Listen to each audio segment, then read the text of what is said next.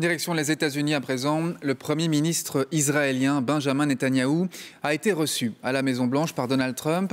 Et ce dernier en a profité pour faire une annonce qui fait depuis le tour du monde. Il a émis l'idée d'une prise de contrôle américaine de la bande de Gaza, d'une expulsion des Palestiniens et du réaménagement de Gaza en, je cite, une Riviera du Moyen-Orient. Décryptage avec Valérie Lafleur et Philippe Antoine. En arrivant à la Maison-Blanche, le Premier ministre israélien se doutait évidemment que serait évoqué l'avenir de Gaza avec celui qu'il appelle le meilleur ami qu'Israël ait jamais eu à la Maison-Blanche. Mais ce qu'il a entendu a sans aucun doute dépassé, et de loin, tout ce qu'il pouvait imaginer. I do see a long-term ownership position, and I see it bringing great stability to that part of the Middle East and maybe the entire Middle East. And everybody I've spoken to, this was not a decision made lightly. Everybody I've spoken to loves the idea of the United States owning that piece of land, developing and creating thousands of jobs with something that will be magnificent.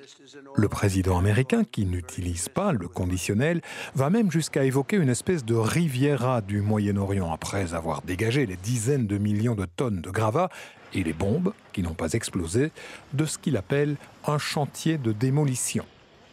Quant aux habitants de Gaza, Donald Trump les imagine vivre sereinement en Égypte ou en Jordanie, deux pays qui ont immédiatement rejeté cette idée. C'est quelque chose qui va totalement à l'encontre du droit international. Il s'agit quand même de déporter une population. Souvent, on utilise ce terme, ou parfois en tout cas de manière un peu abusive. Ici, c'est vraiment ça, c'est expulser des gens de leur propre pays de manière forcée.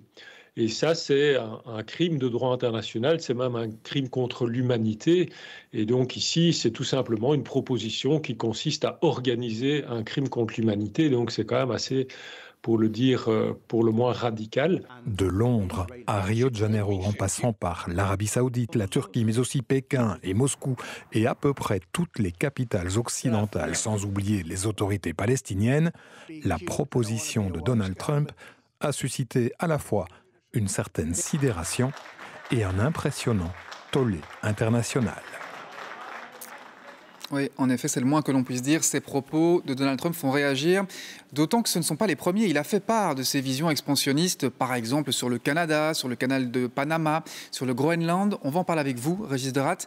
Faut-il prendre Donald Trump au sérieux ?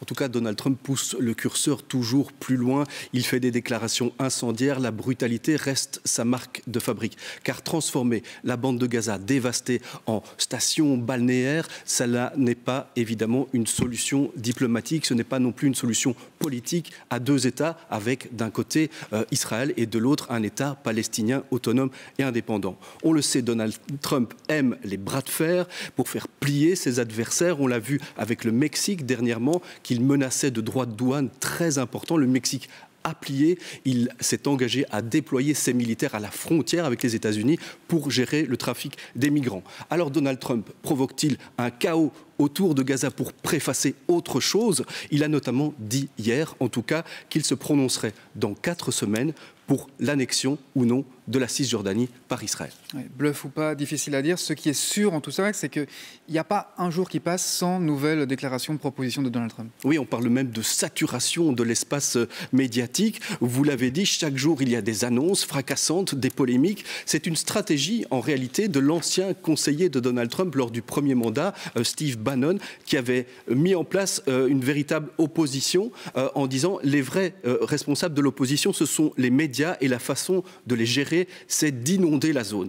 Donald Trump fait donc des annonces, tous azimuts, et peu importe si ça n'aboutit à rien.